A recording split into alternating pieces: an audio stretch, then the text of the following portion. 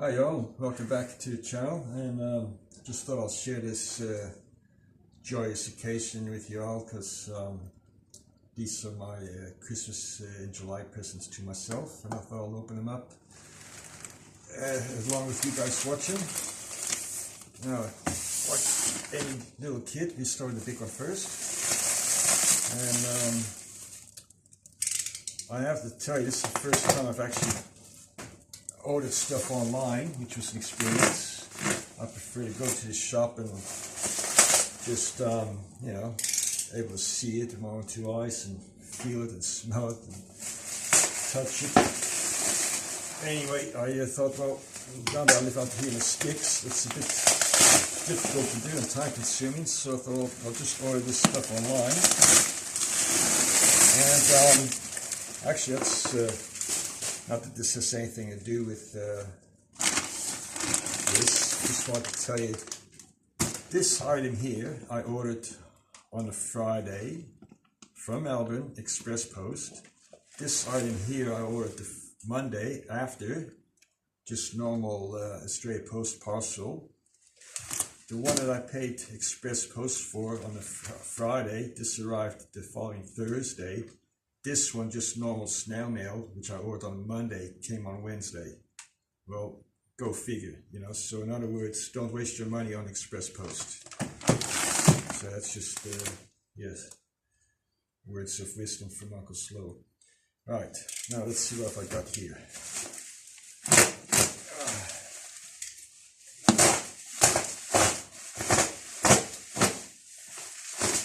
I should do this neat, safe cover up.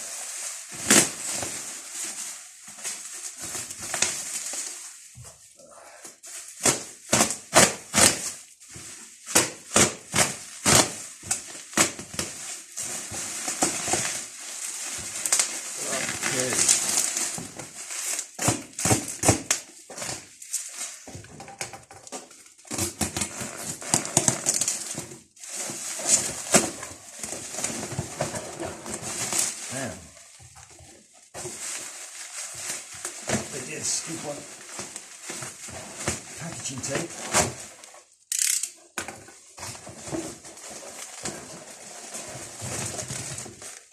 Okay.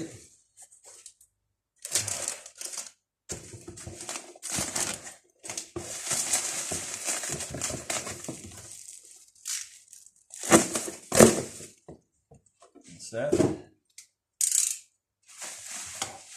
That's obviously, it's hard to probably see through the plastic, but that looks like an oil pickup.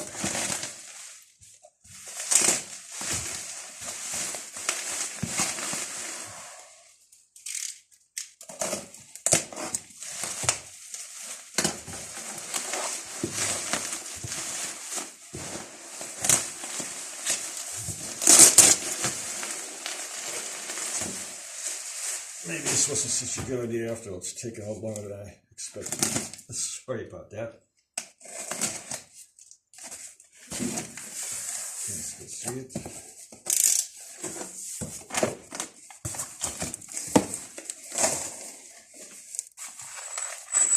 ZF.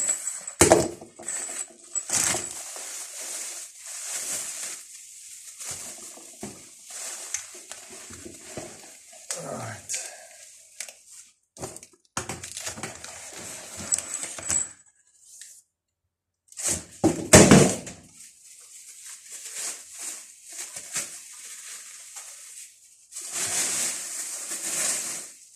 And there we go. Actually, this is actually quite nice. When I looked up online for ZF alloy finned pans, I only could find two online. I won't mention the names from the two, but you know, I just did a bit of research on them and looked at the photos online and enlarged the photos and had a good look at them. And this one here looked to be better finished. The fins are a lot deeper than the other one. And yeah, just looked from the photos, just looked to be better finished. And I'm not disappointed actually. It's actually not bad. These are obviously the new bolts. Gasket. Filter with a pickup, and the pickup's actually extended because it's a deeper sump. So I'm actually quite pleased with this purchase. It's a bit heavy though. It's as if the Territory ain't heavy enough. I expected it to be a bit lighter, but oh well. As you all know, the last time I had the Territory out, the Heathkit at the Barrett Blast, I lost the race that I shouldn't have lost. I should have won that one.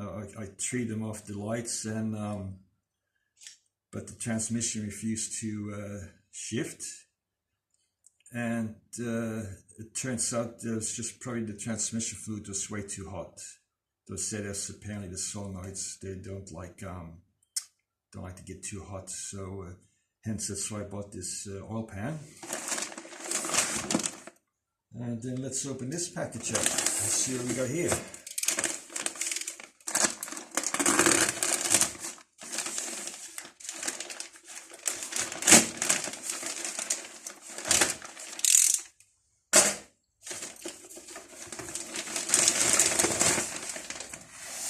There we go. Stickers. Beauty. Bonus. Right. There you go. Davies Greg. Transmission oil cooler and thermatic fan combo. Yeah, there's a bit of a story behind this too. When I looked up online the internet for oil coolers, transmission oil coolers fan combo, the first thing that came up was Aeroflow. And I thought, no thank you, next. Next one that came up was from ProFlow. No thank you, next. And I've got my reasons for that. Then I thought, PWR. I've got a transmission cooler in my car from PWR. I'll have a look at their website and see what they've got. And unfortunately, they don't have a combination cooler and fan. Now, I can obviously buy a fan to put onto the cooler, but to be honest, I'm just lazy, my old age. I just can't be stuffed, and it's all too hard. So I kept searching, and I came across Davies Greg, and they do make a cooler and fan combo, available in 2 different sizes. So this is the small one. I'll show you in a minute where I want to put it. And Australian brand, so you know, what more can you ask for? And I remember back in the late 80s, they came out with the electric water pumps, Davies Greg, and I was probably one of the first ones that used the electric water pump on my charger. So again, Australian company, they make good stuff. So I know I'll be happy with this. Let's have a closer look at it.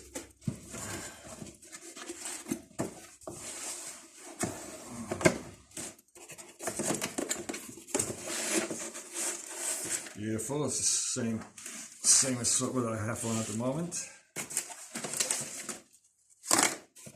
Now the fan, you could, like most of them I believe, the fan you could flip it around so you could either push the air through or pull the air through. Beauty.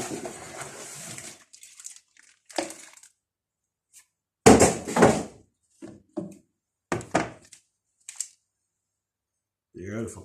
Now, I'll just grab my phone and I'll show you where I'm going to put this. So excuse my hands for a minute.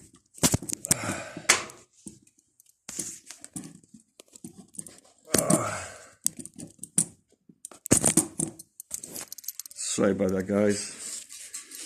Just trying out this new phone holder that I've got here. Alright. Is it still recording? Yeah. I'll show you what I want to do. I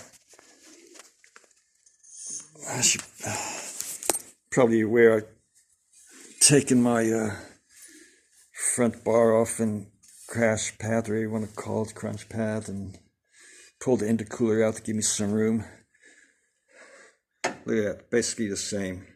The new one here in my hand from Davies Greg, and then the PWR one that I've got there. And where I'm going to put this new Davies Greg one,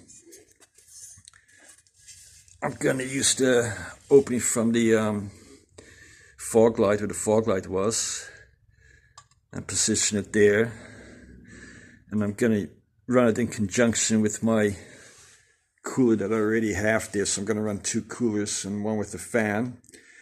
And I've already spoken to my auto electrician that I use, Rings Customs in Geelong. What I'm going to try to do is, under a certain speed, say for example, I don't know, 40 k's or whatever, that the fan goes on, and then above that speed the fan goes off. So he said, yeah, that's possible. So we're going to organize that. Once I've installed the radiator and the fan and everything, I'll take it over to him, and he's going to wire it up so the fan will go on under a certain speed limit, or whatever. I don't know how he'll do it, but he's pretty switched on. He's pretty quick. And actually, this will show you something here. Can anybody tell me what is wrong with the transmission cooler that I already have on?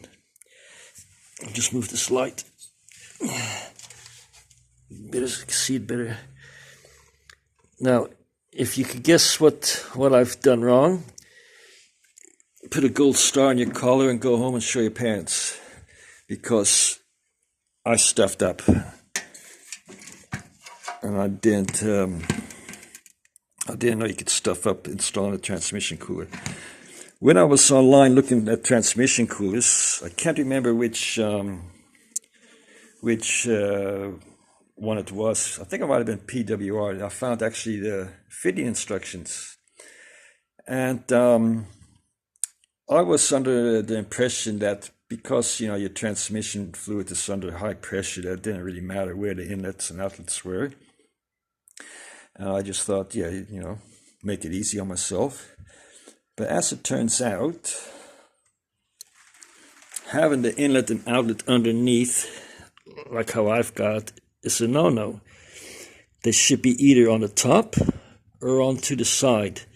Now, again, if it's onto the side, I just assumed, like it works like a normal radiator, when the motor gets to a certain temperature, the thermostat will open up, or when the coolant gets to a certain temperature, I should say, the thermostat opens up, comes to the top of the radiator, works its way down, and comes back out the radiator on the bottom. So I thought the transmission cooler would be the same. No, it's the opposite. It goes in from the bottom and comes out the top. The reason being, I found also on the internet a chap, it was a bit of a crude demonstration, but he did to prove a point. He actually made up a cooler with the see-through tubes. It's like a tube and fin cooler, and you just put a garden tap to it. And what happens apparently in your car, if you turn the engine off and all the oil settles, so all the transmission fluid settles, back into the transmission, and then you start the car up again. Apparently what happens is the way I've set it up now, it may only go maybe 3/4 up the fluid, because you get like an airlock in the top. So if it only goes 3/4 up, well, that means your cooler's only working 75% efficiency rate, and that could even be as low as 50%. And what this guy did on YouTube with the water, he actually demonstrated. You could see it. He turned the tap on, and of course, fluids go to take the easiest path, and it only went up maybe halfway, and it was working, but it didn't go up all the way because of the air in there. So You know, who said you can't teach an old dog new tricks? I never knew that. So what I'll be doing is, with my existing transmission cooler there, I'm going to take it off. I'll take it off and position it the correct way, sideways. And what I might do, I might actually put it more towards the bottom of the radiator instead of where I've got it now. Because my theory is, well, the water at the bottom of the radiator will be cooler than the water on the top of the radiator, and it still should get plenty of airflow there on the bottom. And then I'm gonna run a transmission fluid from the tranny into this cooler first, and then from this cooler into the new one with my fan, and then back to the transmission. And then I'm gonna try to set some kind of gauge or temperature sensor in it, so irrespective of what speed I'm driving as well, that the fan will go on if it reaches temperatures, you know, a bit too warm. So that's my project for this week. And, well, it might even take me 2 weeks because it's a hobby. It's not something that, you know, has to be done in a certain time. Although I do miss driving it on the weekends, especially, you know, like a day like today. It's nice and sunny out there. Beautiful winter's day here in the country. But anyway, I thought I'll share with you what I've learned and what I've bought and what I'm going to do. Once I'm finished with it, I'll do another video and show you all what it looks like all set up. Anyway, thanks for your time, guys, and I'll catch you the next time. See ya.